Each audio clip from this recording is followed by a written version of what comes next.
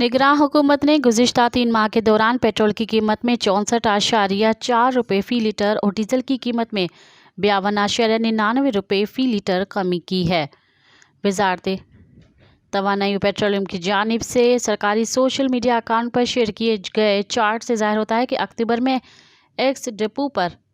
Petrol की कीमत 331 रुपये से 38 पैसे फ़ी लीटर थी और अब रवां माह में कीमत कम होकर 267 रुपये 34 पैसे फ़ी लीटर पर आ गई है,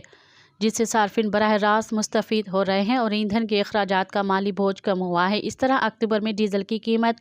329.18 पैसे रुपये फ़ी लीटर थी, जो अब कम होकर 276.19 रुपये फ़ी लीटर पर आ गई है, जिससे सार्फिन को 52.99 रुपये फ़ी लीटर का फ़ायदा हुआ है। पेट्रोलियम मसनूआत की कीमतों में कमी से सार्फिन पर पड़ने वाले माली असरात में कमी लाने में अहम किरदार अदा करने की तवक्का है। मज़ीद ख़बरन ऐं तफ़सीलात लाइ विज़िट कयो असांजी वेबसाइट www.awamiNewsHD.com ऐं ॾिसंदा रहो अवामी न्यूज़ HD।